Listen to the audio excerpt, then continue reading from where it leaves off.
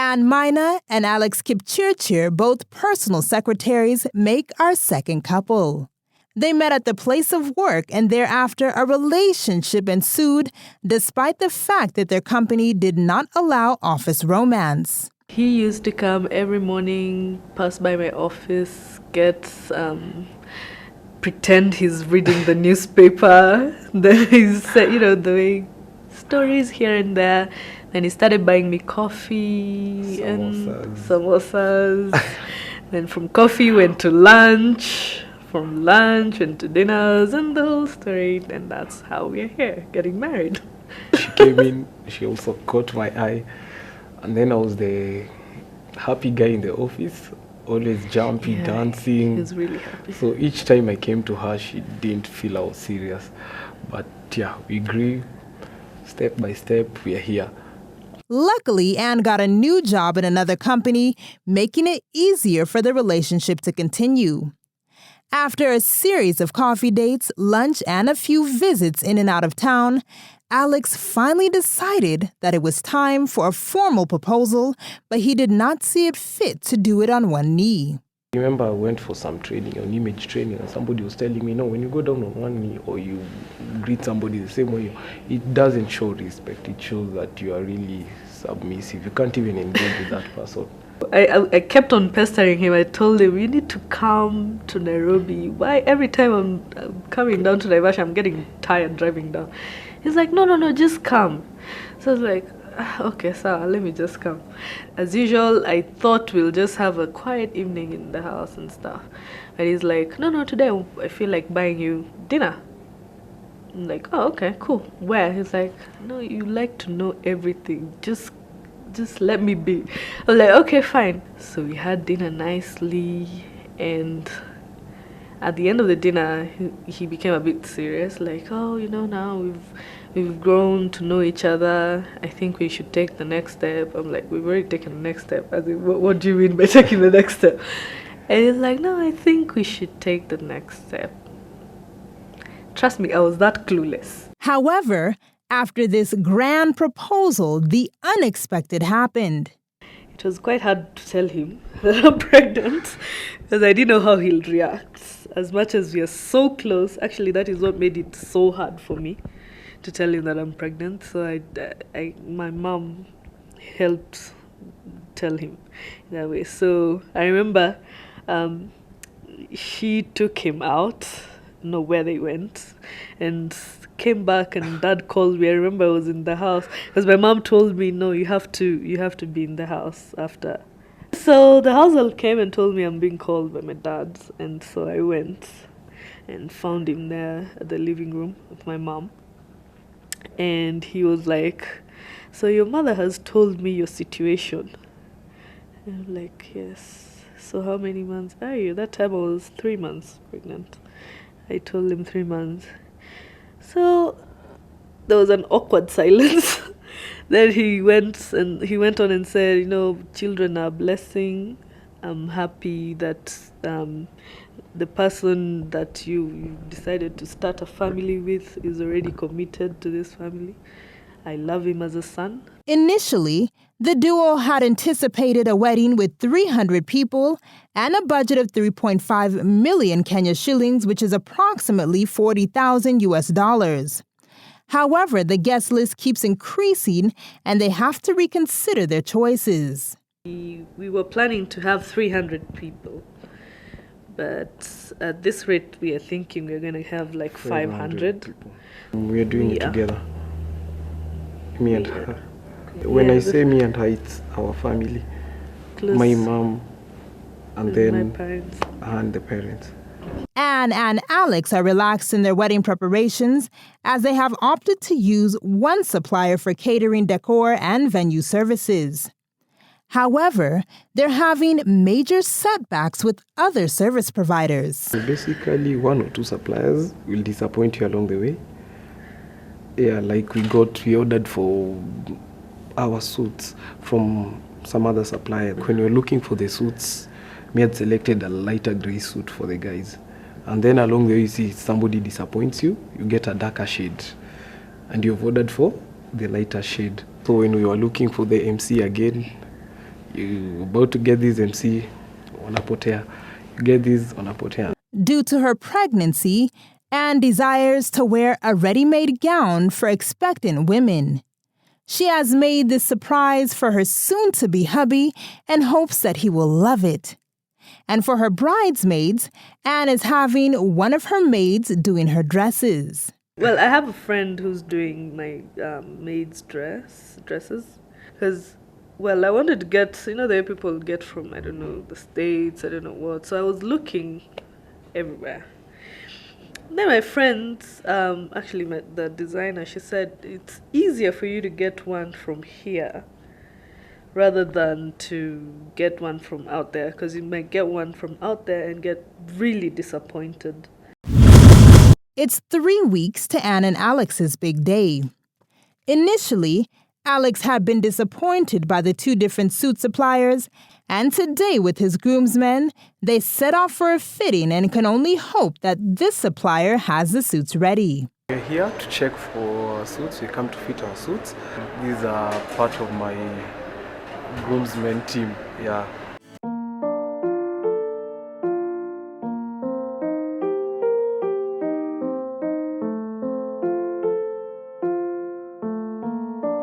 Yeah, we're getting the suits, the shirt, everything.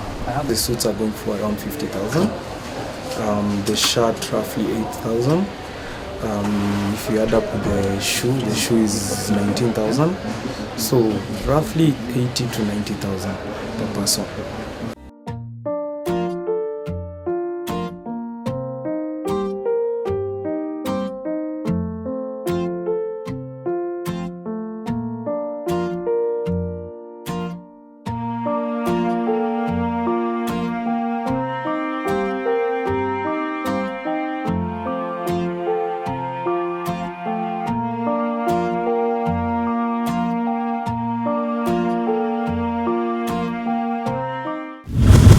Anne and Alex are busy at the wedding venue ensuring that everything is okay before the D-Day.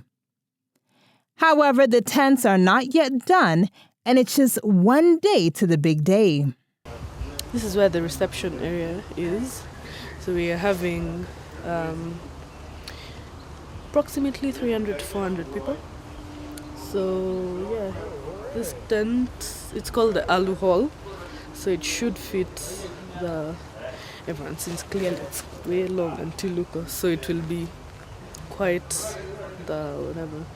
So if anything, the food tents.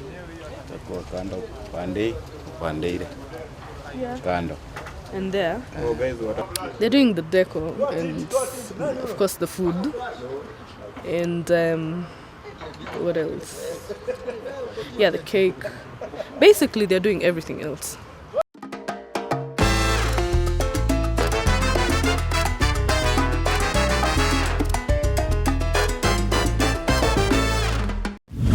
Finally, it's Anne and Alex's big day. At the bride's place, Anne and her bridal party are getting spruced up for the occasion. Due to lack of power and the morning preps start off at a low note, and Anne can only hope that they will manage to finish up on time.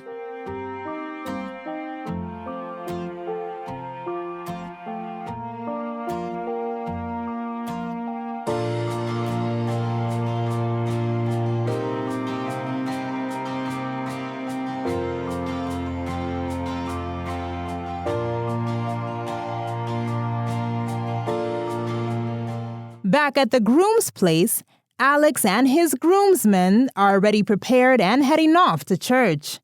However, they too are late as their cars were not decorated on time.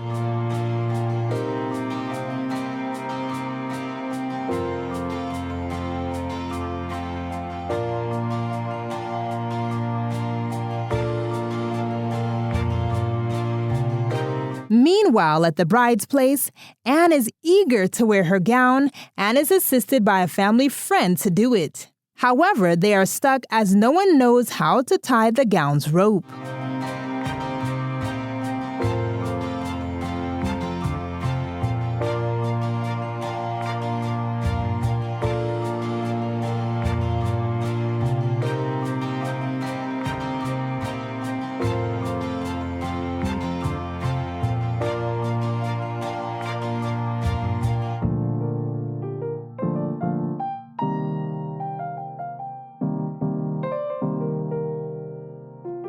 Anne and her bridal team are getting late for the ceremony. The groom's family is already here and they're singing Kalenjin tunes as they wait to take the bride.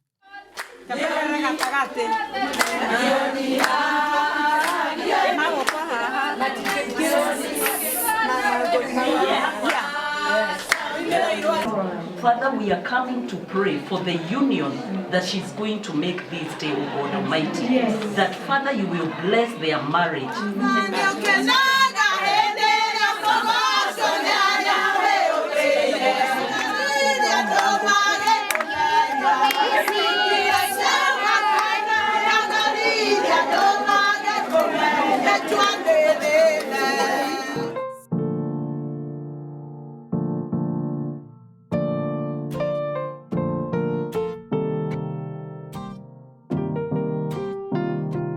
Meanwhile, at the church, the groom and his men have already arrived and are already mingling with the guests as they wait for the bride to arrive.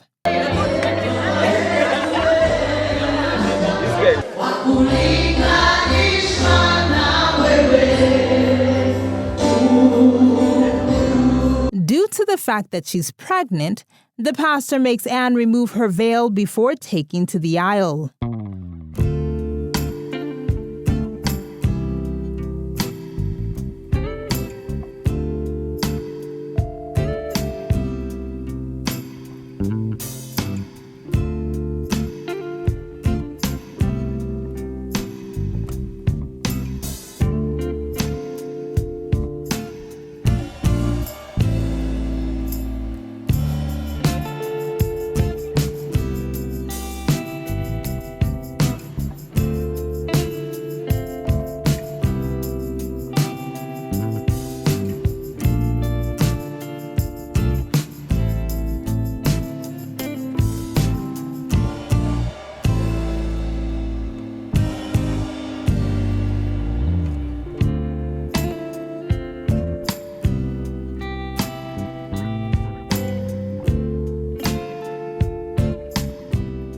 And I promise before God and this congregation and a loving wife to you until death shall separate us.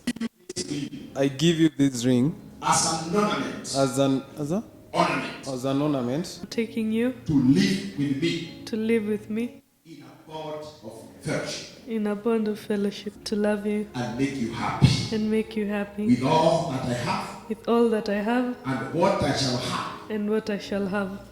In front of you we have Mrs. Kip Chip Chip. Am I right? Yes. Mrs. Kip Chip Chip. Mrs. Enani? At the reception, preparations are going on to ensure that everything is ready before the guests arrive.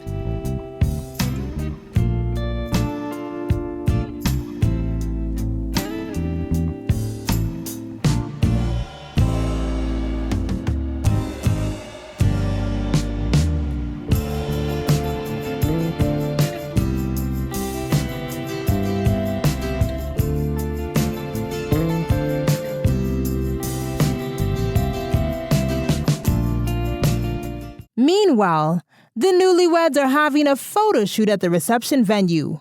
However, Anne gets a black mood when she doesn't get her way during the session. I wanted a photo with you guys before we go. I don't have a photo with them.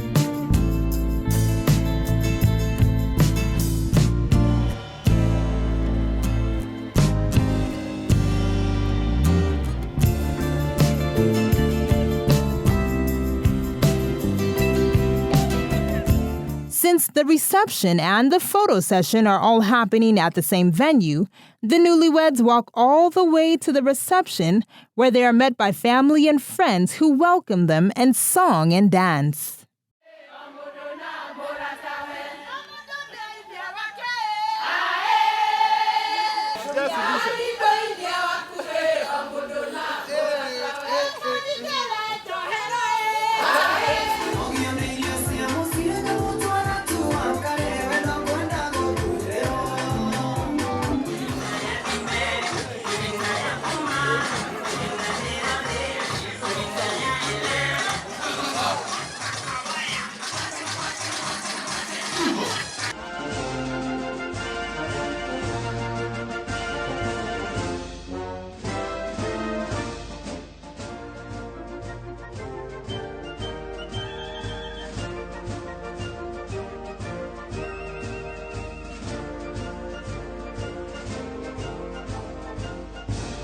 The couple captures their memorable moments and thereafter head over for their evening party.